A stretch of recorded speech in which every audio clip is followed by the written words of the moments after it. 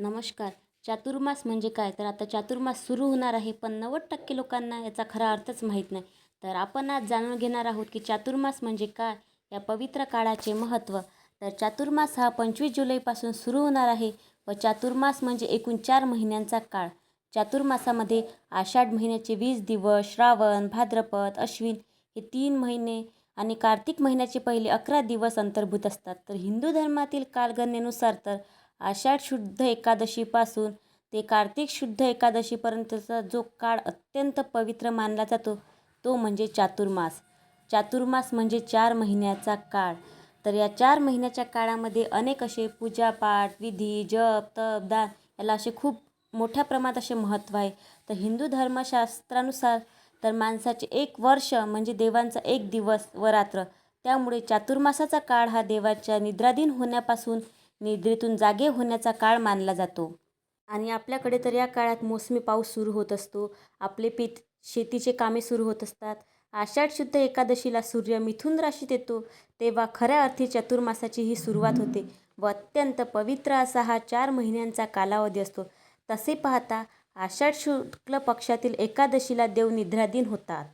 त्यामुळे या एकादशीला देवशयनी अथवा शयनी एकादशी म्हटले जाते व ती 25 जुलैला आहे व भगवान विष्णू हे योगनिद्रेत जातात व त्यांच्या माघारी सर्व कारभारे भगवान शंकर सांभाळतात आणि कार्तिक शुक्ल एकादशीला देव निद्रेतून जागे होतात.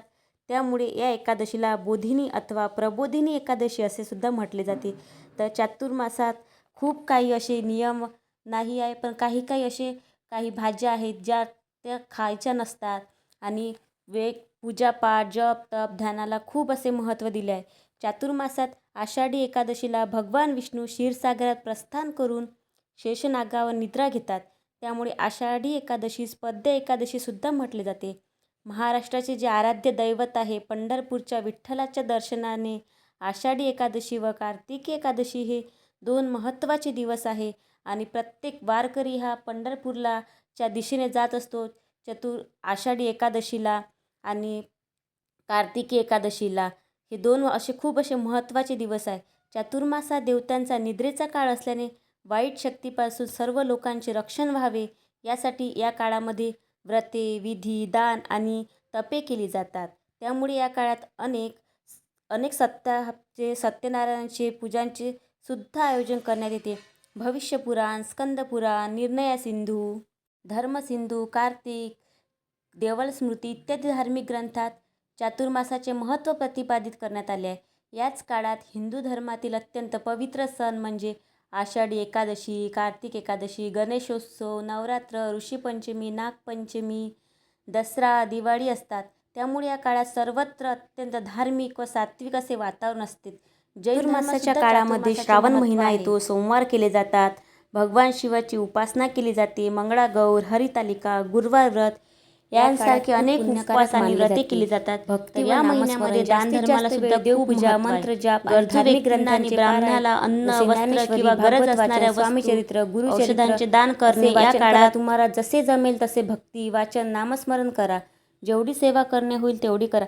ध्यान करा, मन शांत ठेवण्यासाठी ध्यान करा आणि योगासने करा, हे सुद्धा उत्तम आहे.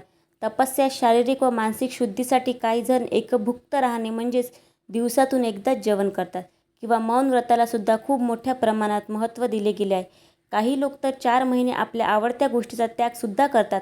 म्हणजे काही संकल्प करतात की 4 महिने मी चहा घेणार नाही किंवा अशा प्रकारचे मी पारायण करेल किंवा काही असे संकल्पयुक्त हा चातुर्मास असतो आणि या चातुर्मासामध्ये गोपत्य व्रतसुद्धा केले जाते. असे अनेक प्रकारचे जप, तप, ध्यान आणि पारायणाला असे विशेष असे महत्त्व आहे या चातुर्मासामध्ये.